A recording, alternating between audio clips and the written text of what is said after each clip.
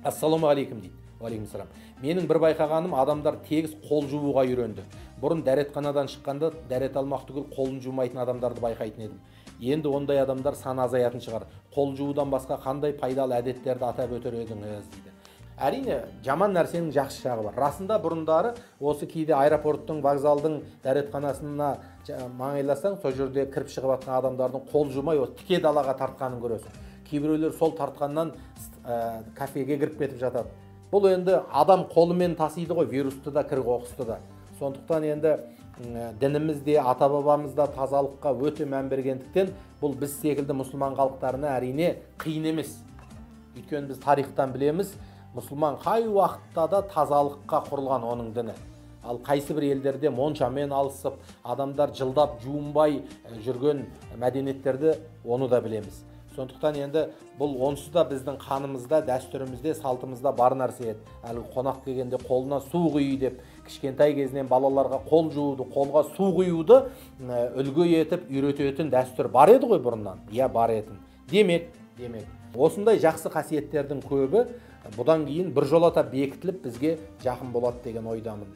Және белгілі бір дәрежеде қарым-қатынастың мына онлайн режимі болғандықтан бұрынғыдан гөрі қаперсіздеу емес сақ болатын болдық. Өйткені бір ақпарат қалып кетпесін, бір нәрседен ұрынып қалмайын деп артық сөзге бармай, кішкене сөзімізді фильтровать ету деген дүние мінекей орын алып жатыр. Неге? Себебі мына карантин кезінде кейбір адамдар бұрынғы еркіндікке сүйеніп, қаншама заңға, бағанағы айтқандай штрафқа түсіп қалып жатты.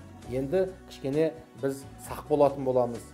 Жан-жағымызға ойланып қарайтын боламыз. Қандай басымызға қиыншылық пен ауыртпашылық келсе, пендешілік пейілімізден, қол екістеген күнәларымыздың кесірінен, қатыгездігіміз бенен тас жүректілігіміздің себебінен болады. Басымызға қандай да бір жақсылық келсе, адами қалпымызды сақтап, ғылым білімімізді дамытып, ар-ұжданымызға сүйеніп отырып, адамгершілікпен байланысқандығымыздан болады. Ал енді біз қазір мына карантиннан кейін қандай да бір қаржылық ауыртпашылықтар, басқа жағдайлар болса да, Құдаймен байланысымызды, адами сипаттарымызды, ізгілігімізді, жомарттығымызды, кеңпейілдік, кешірімділігімізді сақтай алсақ, бұл жеңіл өтеді.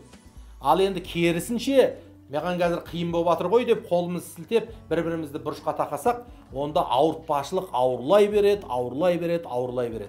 Одан ешкім ешкімді құтқарып қол ұшын созып алып қала алмайды.